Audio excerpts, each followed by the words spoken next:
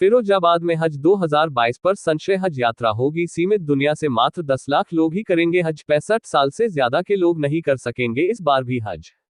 72 घंटे पूर्व RT-PCR report अनिवार्य है।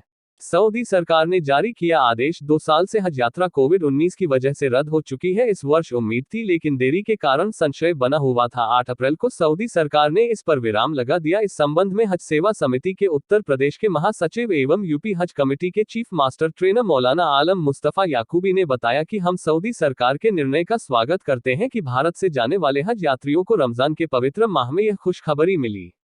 लेकिन उन बुजुर्गों को मायूसी होगी जिनकी उम्र 65 साल से ऊपर है और उन्होंने आवेदन किया था।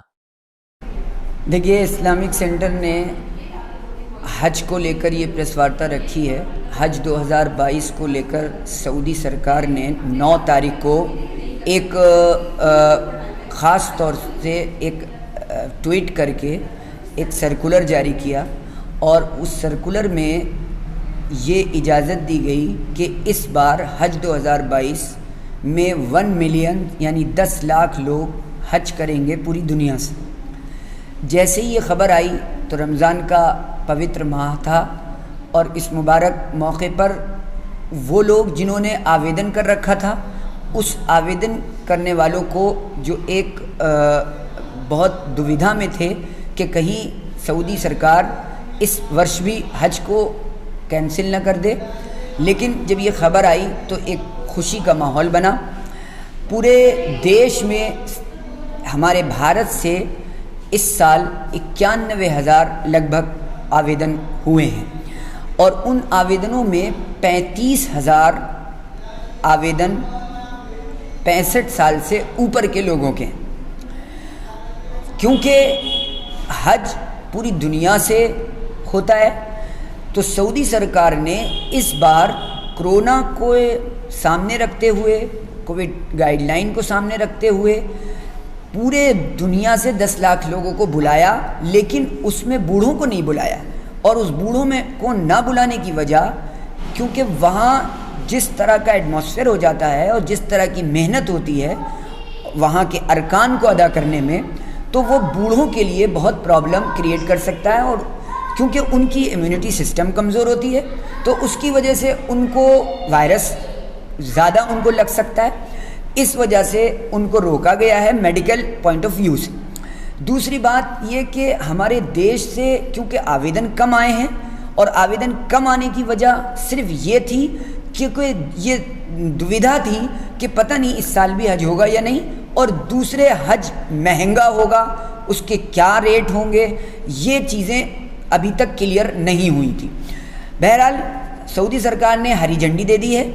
हम आपके माध्यम से उन सारे हज यात्रियों को ये इस खबर को पहुंचाना चाहते हैं कि हज कमेटी ऑफ इंडिया ने एक बहुत बड़ा ऑप्शन आपको दिया है कि जो लोग 65 साल से ऊपर के हैं, उन 65 साल से ऊपर वाले हज यात्रियों को तो जाने की इजाज़त नहीं मिलेगी, लेकिन उनके कंपेनियन के लिए उनको ये मौका दिया जाएगा कि वो अपने किसी ऐसे महरम रिस्ट्रिक्शन दिया है कि जिन लोगों ने अप्लाई नहीं किया था और वो ये समझ रहे थे कि तारीख ख़त्म हो गई है, उनके लिए ये ऑप्शन है कि वो अभी भी ऑनलाइन अप्लाई कर सकते हैं। जो 35,000 लोग ऐसे हैं जिन्होंने 91,000 लोगों में से अप्लाई कर रखा है, उन लोगों के क्योंकि अब रिजेक्ट हो जाएंगे, कैंसिल हो जाएंगे, सऊदी सरकार ने उसकी इजाज़त नहीं दी है, तो उसकी जगह पर नए लोगों को जाने की सुविधा मिले। और 5वीं बात यह है कि हज कमेटी ऑफ इंडिया ने ये आसानी दी है, लेकिन अभी सऊदी सरकार ने कोटा निर्धारित नहीं किया है भारत का कि इस साल हज कमेटी ऑफ इंडिया से कितने लोग जाएंगे और प्राइवेट टूर से कितने लोग जाएंगे, यानी टोटली भारत से कितने लोग जाने वाले हैं, इसका कोटा भी निर्धारित नहीं हुआ है। आने वाले चंद दिनों में वो कोटा निर्धारित हो जाएगा, जिससे ये पता चल जाएगा कि कितने लोग। तीसरी एक अहम बात जो सऊदी सरकार ने अपनी गाइडलाइन में जारी की है वो ये है कि स्वास्थ्य को लेकर और मेडिकली वो बहुत ज़्यादा कॉन्शियस हैं और उन्होंने ये बात कही है कि कोविड वैक्सीन के दोनों सर्टिफिकेट और दोनों डोज उनके पास होना चाहिए।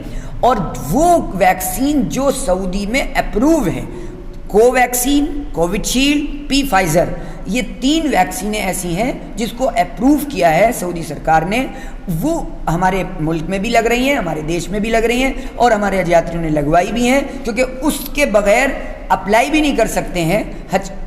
और चौथी और आखिरी बात यह है कि 30 अप्रैल में जिस शख्स की भी उम्र 65 साल हो जाएगी वो अप्लाई नहीं कर पाएगा। इससे कम ही रहना चाहिए तभी वो अप्लाई करे, नहीं तो वो ऑनलाइन अप्लाई ना करे, वरना उनका वो रिजेक्ट हो जाएगा। आपके माध्यम से और इस प्रेस वार्ता के माध्यम से हम अपने सारे हज यात्रियों को और जिन लोगों को अब इच्छा है जाने की, उनको ये इत्तला देना चाहते हैं कि अगर इस सिलसिले में कोई और चीज़ों को पता करना है तो हमारे अधिकृत centre Abu Hurairah high school के अंदर आकर पता कर लें या इस्लामिक सेंटर में आकर पता कर लें, जिसमें उनको हज से रिलेटेड, इनके अप्लाई से रिलेटेड, इनकी यात्रा से रिलेटेड हर चीज़ की ट्रेनिंग भी दी जाती है और यहाँ पर उनको सरकारी गाइडलाइन का भी बताया जाता है। वो सारे सर्कुलर्स यहाँ आते हैं, उसके मुताबिक सभी हज यात्रियों को ये बातें बताई। सऊदी गवर्नमेंट का आदेश आने से पहले फिरोजाबाद जिले में कितने आवेदन आते? फिरोजाबाद ज़िले में 42 आवेदन आए थे और 42 लोगों में 6 लोग ऐसे हैं जो 65 साल की उम्र क्रॉस